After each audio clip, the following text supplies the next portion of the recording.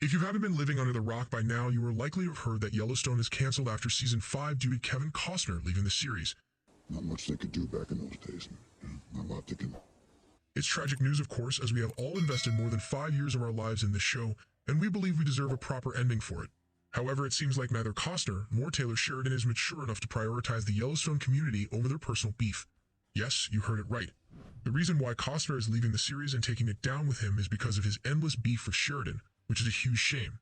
So without further ado, let's take a look at what these two successful grown-up men are bellyaching over. A couple of days ago, Puck News shared that Costner was okay with leaving the show. However, he wasn't yet okay to star in the final episodes of the final season. In fact, he demanded to see how his character has been written off the scenario first and pledged that if he wouldn't approve the ending of John Dutton, he wouldn't participate in the shooting. According to the news outlet, the actor requires to be comfortable with how his John Dutton character is written out of the franchise. Apparently, Costner doesn't want to see John Dutton going in vain through a basic car accident or something like that. He wants him to have an epic ending that is suitable to his character arc. Now this news proves that Costner's beef with Sheridan is only getting worse.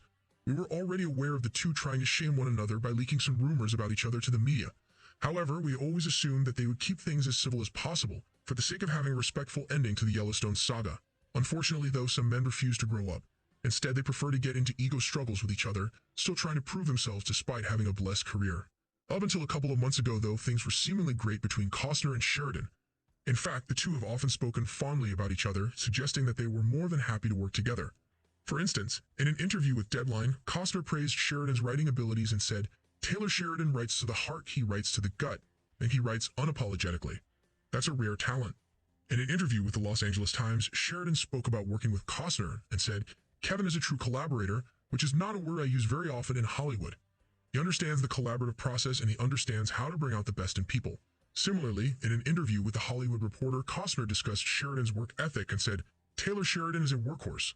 He doesn't stop. He's always got another idea, always got another project, and he's always writing. He's a force of nature." In an interview with Collider, Sheridan once again spoke about the trust he has in Costner as an actor and said, "I trust Kevin. When he's on screen, you can believe anything he says or does.